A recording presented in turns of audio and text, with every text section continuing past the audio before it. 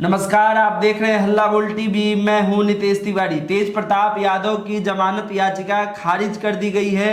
क्या है पूरा मामला, हमें बताएंगे हल्ला बोल टीवी के editor in chief Deepak Sharma. देखिए, ये जो मामला है वो ये है कि तेज प्रताप यादव ने अपनी खराब सेहत और गिरफ्तारी की प्रक्रिया दोनों मुद्दे को उठाते हुए कोर्ट से जमानत मांगी थी। तेज प्रताप यादव के वकील ने कहा था कि उनकी तबीयत खराब है, उनको बेऊर जेल में रहने के दौरान उनके सीने में दर्द उठा है, उन्हें मेडिकल ऑब्जर्वेशन में जेल में ही रखा गया है। इसके बाद जब बहस हुई उस पर, तो सरकार की तरफ से जो वकील पेश हुए उन्होंने कहा कि यह गंभीर मामला है, जमानत नहीं मिलनी चाहिए। इसके बाद तेज प्रताप यादव की जो जमानत याचिका है उसे कोर्ट ने खारिज कर दिया है। हमारे पास जो खबर आ रही है वो पटना के एसडीजेएम कोर्ट में आज सुनवाई हुई और सुनवाई के दौरान दोनों पक्ष की दलीलें सुनी अदालत ने, और अदालत ने तेज प्रताप यादव की जमानत याचिका को खारिज कर दिया। अब तेज प्रताप यादव की जमानत याचिका खारिज होने के क्या मायने हैं? तेज प्रताप को अब बेऊर जेल में ही रहना होगा। वे अब अपील करेंगे ऊंची अदालत में, हो सकता है वहां से बेल मिले, लेकिन फिलहाल तो उन्हें जेल में रहना होगा। अब तेजस्वी यादव ने कहा था कि अगर आज शाम तक उनके भाई को, तेज प्रताप यादव को और दूसरे छात्र छात्राओं को अगर जेल से रिहा नहीं किया जाता है तो मैं कल से, यानी मंगलवार से, कल कहा था उन्होंने परसों, मतलब मंगलवार से, कल से मंगलवार से वे आंदोलन पर उतरने का ऐलान कर चुके हैं। अब तेजस्वी यादव को सड़क पर उतरना होगा।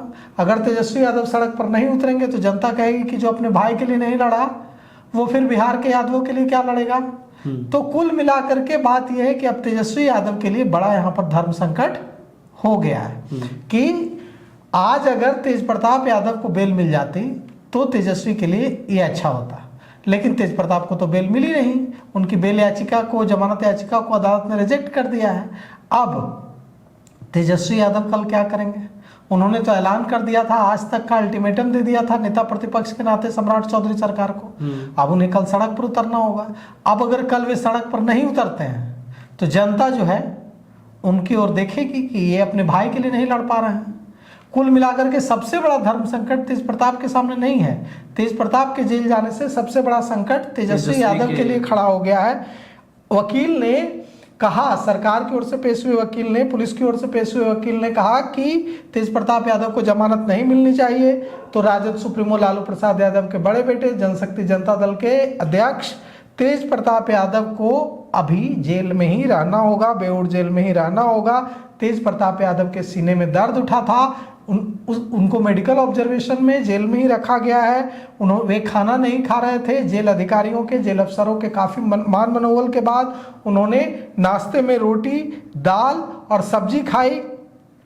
जो तेज प्रताप की वकील हैं निशा सिंह, उन्होंने कहा है कि यह पॉलिटिकल स्टंट है। आज बेल फाइल की गई, शनिवार को उन्हें इंटेंशनली डिटेन किया गया क्योंकि अगले दिन रविवार था। मैं भी शाम में उनके साथ थी जिस वक्त उन्हें गिरफ्तार किया गया, उस वक्त तक एफआईआर भी नहीं हुई थी। लेकिन तेज प्रताप के खिलाफ गांधी मैदान थाना में 12 से भी अधिक गंभीर धाराओं में एफआईआर दर्ज की गई है।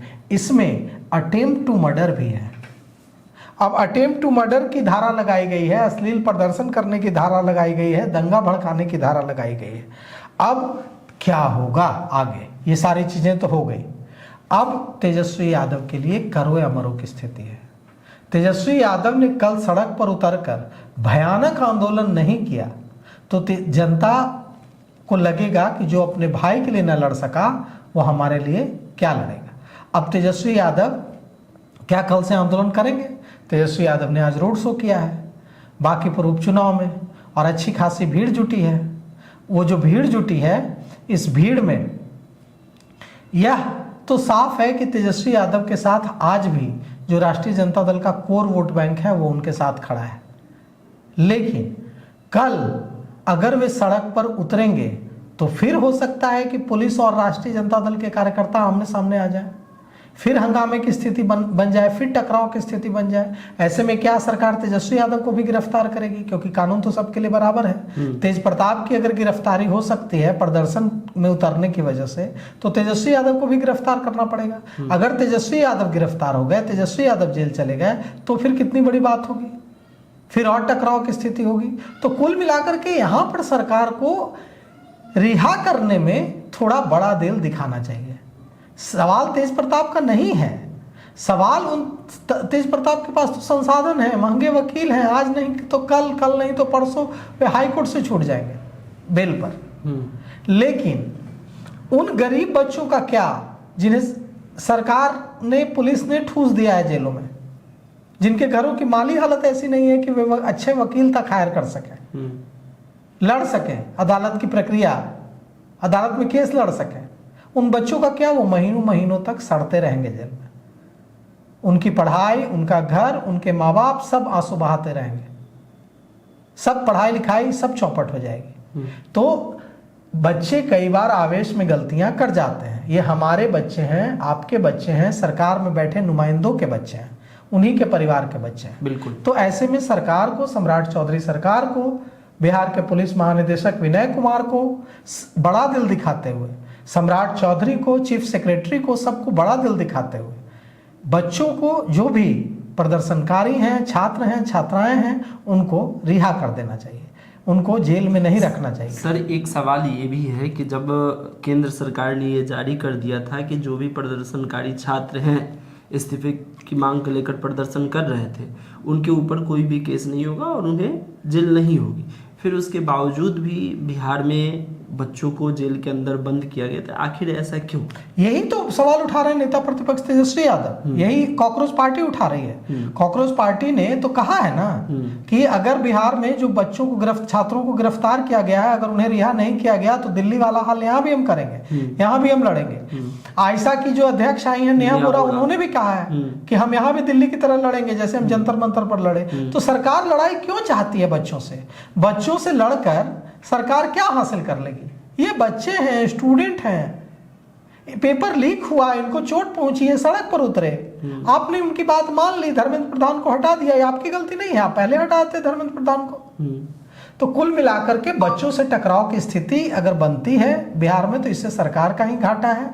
इसलिए सरकार को बड़ा दिल दिखाना चाहिए और बच्चों को अविलंब रिहा करना चाहिए।